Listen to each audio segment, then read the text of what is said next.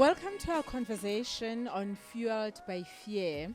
Today we focus on fear habits and patterns. We look at the things that we do repeatedly that entrench fear. My name is Motla Lepule and I'm joined today by Ellen, Nomvuyo and Mpuseng. Welcome, ladies.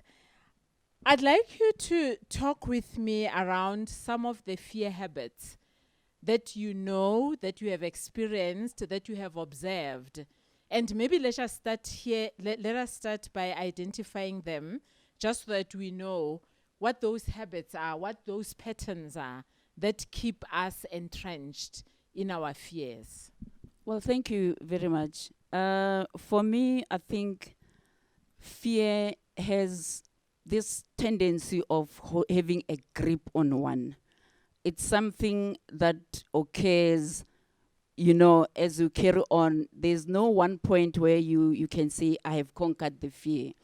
So I think a lot of people can identify with undermining yourself, looking down upon yourself, thinking that other people are better than you. And, realizing that, in fact, when you look at those people, maybe in a work situation, they get promoted, and you look at their performance and you just say, but I could do even better than them, because we like to compare ourselves to others. For me, it has been a question of really looking down upon myself. So, as I say, it is a matter of having the consciousness that this thing has a tendency of having its grip and dealing with it on a day-to-day basis. Saying, I am aware of this and I'm not going to allow it. So that's how I look at the patterns of fear that are gripping me. Thank you. Thanks very much. We know that for behaviors, to show up, the kind of behaviors that we exhibit, they come from, of course, what we tell ourselves or what we hear, etc. But for them to continue to manifest, they come from the habits and from the patterns. And that is why it's important. If we are going to conquer fear, it's important for us to know what are those patterns, what are those habits, what are they, Nomvuyo, for you? For me, the one habit is perfectionism. I grew up in a family, and I remember very well my grandmother used to instill a sense of perfectionism in us. When you've made a bed, you must be able to look at it when you are finished and say, wow, well done. That's a very good habit to have, but it can also be destructive. So maybe tell us a little bit more, because we're looking at the fear side.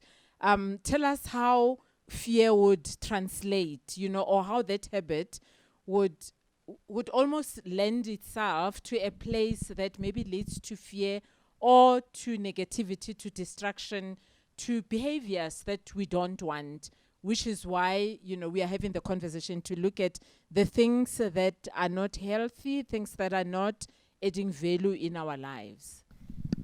Tlale, there's a difference between excellence and perfectionism. You see, because when it's about perfectionism, you are saying it has to be perfect. It has to look a certain way. If it doesn't look a certain way, then it's not good enough. Now, when it is fear-driven and it is perfectionism, then you'll find yourself taking too long to do something. You are not happy with it until it's excellent.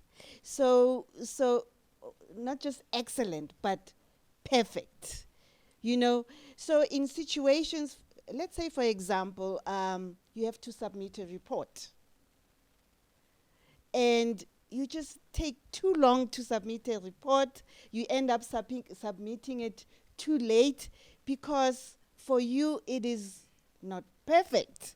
It has not come to that standard that you have set for yourself.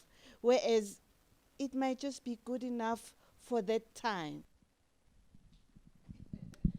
Thanks very much. Thanks. Yeah, that brings a lot of clarity. And what you're talking about is how perfectionism can paralyze you, because I've seen people who are supposed to, your example, submit something, do something, but because they feel it's not perfect enough, then they don't do it or they don't submit it, and they miss out on opportunities to grow, to become better, So thank you for that. Mpuseng, let's hear from you. Thank you. That example that you have just given about missing out on opportunity resonates so much with me. And the habit that really comes up for me very often is procrastination. And I have realized that when I procrastinate, most of the time it's because I know what it is that I'm supposed to be doing and how it's supposed to come out. However, I keep on thinking, how will the recipient see it? How will, and I find that a lot of times I come up with negative thoughts about how it's going to be received.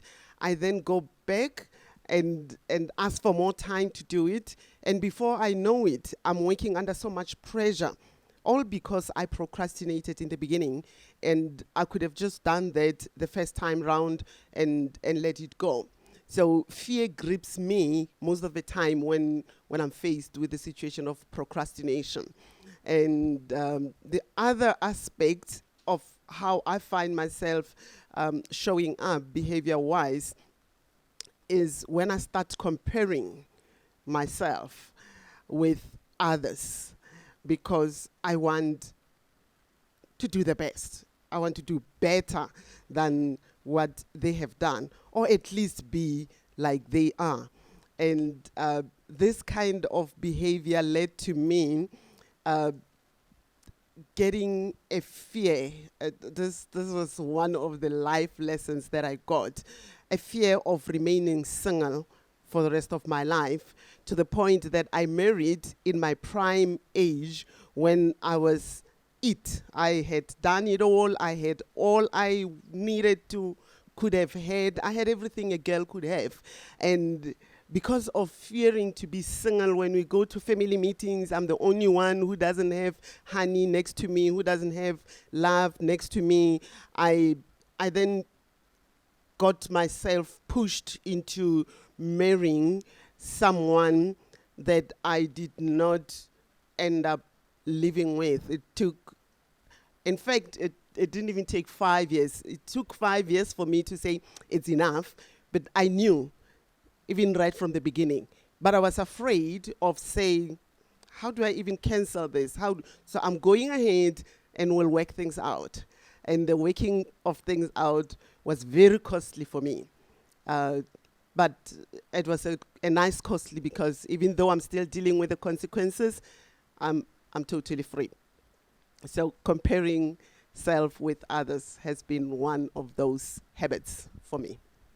Thanks very much. So the issue of relationships and fear, it comes up a lot, and not only romantic relationships, but even relationship with friends, relationships with colleagues at work, etc. I mean, I remember when I was still in full-time employment, and I just get excited, with people, and you guys know that. So sometimes I remember somebody saying to me, just because you work with somebody doesn't mean they are your friends. Because the shock for me was when I had exited those spaces, and the people I was friends with in the company, I thought they are friends with me, all the way. And the disappointment to learn that, I just noticed how it could lend, itself to a fear of not wanting to lose the relationship, where one compromises oneself, in those kind of relationships. So I'm finding my navigating around fear also requires a step back, a look into the relationships that I have, the relationships that I choose to nurture, because loving people is not difficult, but you can't like everybody. You don't want everybody at your table, so to speak. So for me, fear has also showed up where I have not been brave, to put things on the table. And I don't know if it's something that resonates with you. And I remember how the cost of that for me has been physical sickness, where I have been physically sick because I have to be with this person and I really don't want to be with this person, but I don't have the courage to challenge, the things that make me not want to be with them. And as I say, those are just some of the costs, of being fearful, of confronting things that we don't want in our lives. So I don't know if any one of you would like to talk to that, to the fear of voicing out stuff, the fear of putting things on the table. Because as I say, I've walked that path. And for me, it's been physical, illness where I literally, my body just struggled and gave me that feedback. But I was not ready at that time to receive it. So I did not even identify that I was sick, because in fact, a colleague at the time, because I had an infection in my throat, and it just kept recurring, And this one friend who I was working with on the project said to me, "Is there something that you are not saying, girl?"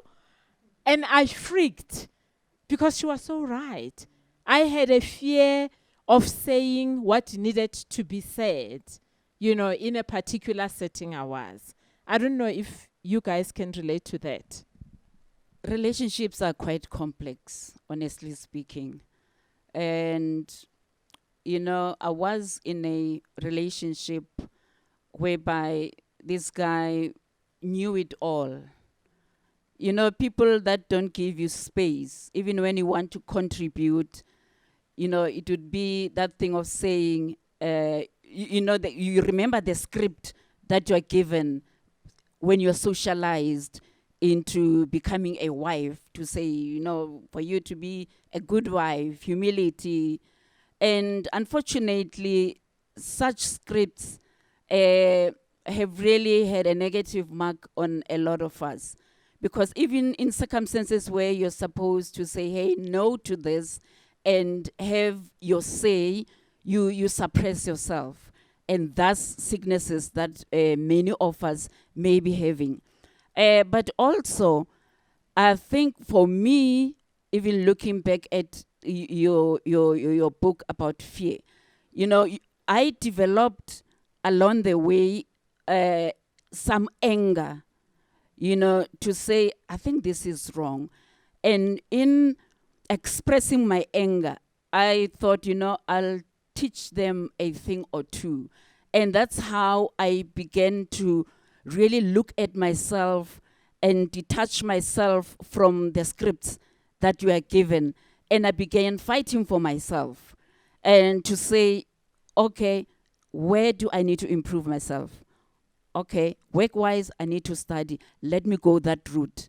At least nobody is going to be telling me not to study because I'm in charge, I'm in control. But also, even in relationships, I would keep quiet to say, oh, well, let them go ahead.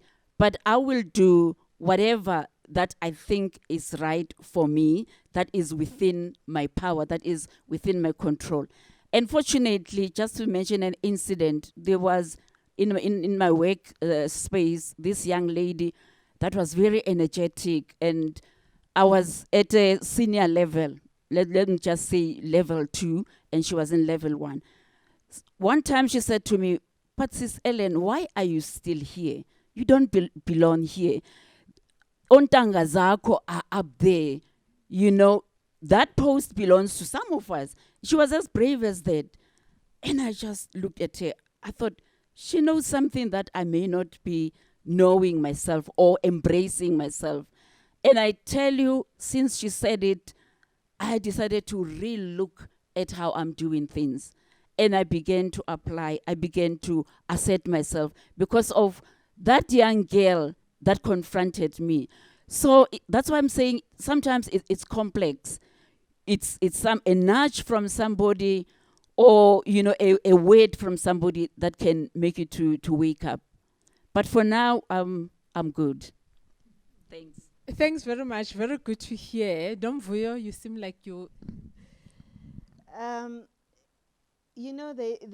is one thing that I've done in organizations. Just when there is lots of disagreements, and I would just leave. And when I began to think about it and seeing that now this thing is a pattern, I disagree and then I leave. I disagree and then I leave. Oh, okay, so it means I'm afraid of confronting things, So, yeah, that's one of the patterns that one has. The fear that in relation to people, the fear of confronting, or when you confront, there's a difference again between confronting an issue and being assertive, because when you're assertive, you do confront, but there is that wellness that comes from it. But if you are afraid, then even when you confront, it's not done in a resourceful way. Thank you. So what you're saying, it's so critical because everything that we do, our bodies need to support that. So the example of confronting, when you are not confident to confront, it's almost like the person that you're confronting can see through you because your body is not in alignment. You're confronting, but you are very doubtful. You are not sure of what you're saying. So thank you for raising that. But talking about, just some of, before I give Mpiseng an opportunity, I just want to bring also a pattern, and a pattern that also resonates with me, a pattern around having a fear to express anger. For a long time, I had a fear of expressing anger. And I wasn't even aware of that. But I talk about it in my book because it comes from being beaten up by the system, in corporate, where I almost just withdrew and sanctioned myself. And I just didn't think it was the right thing to do, to be angry. But not, that's not how I processed it from an awareness point. I think it was somewhere in the subconscious. Up until one day, my coach confronted me and said to me, "You do come across like you don't want to deal with anger." And I denied it. And I went home and I was like, actually, she is so right. And I had so much grief around it because I think it was once I started to accept it and to do the work that I was able to then embrace anger as a healthy emotion. That there's nothing wrong with me expressing my anger, but the challenge is, exactly how do I then manifest it? What is it that I do with the anger that I have? So there is a pattern that could resonate with somebody who is watching this. Mpiseng, you wanted to say something? Thank you. Talking about how we play out in relationships and how we allow ourselves to be abused by the people that we are in relationships with. And I'm saying allow because I believe that everything that happens to me, with me, if I don't allow it, it's not going to happen. And I have an interesting situation where I in life tend to be an enabler. And I'll give you an example which really is something that I laugh about and sometimes I cry about. I'm the eldest at home. And it turns out that most of the time when we are needing to do something and there's finances needed, I'm the one that will provide. Even when I know I don't have. And I will even give when I shouldn't. And later on, I'm like, oh my goodness, so when now do I get the money for ABC? Because I've dealt with it, and I did raise it and said, guys, I don't have what I'm putting in is what I have actually put aside for ABC. And nobody takes the money from my account. That's a fact. Nobody does. I do. And later on, I'm sitting with, oh, so where do I get help? And the people that I would have helped are nowhere at that time. And I don't think they don't help because they don't want to help. It's because they just don't have. So I find that being fearful of addressing and confronting some of these issues affects us not only physically, it does even materially, because ultimately I'm the one that now have to be running around and asking Nomvuyo, I'm needing help with this. Tlale, I'm needing help with this. Or I have to just sit and say, I will conquer.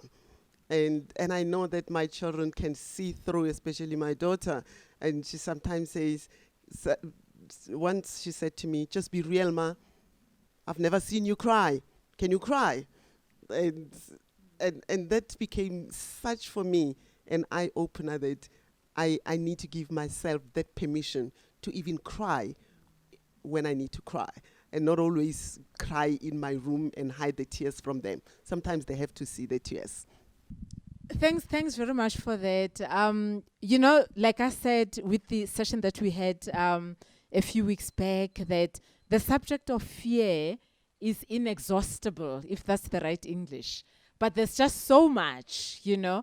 And as we continue to peel this onion, I just want to encourage us and the people who are viewing to say what we are about in this topic of fear is to say, let us go and do what Johnny Clegg talks about. We are here forcing ourselves into this life thing. We are not going to give up. We are not going to give in.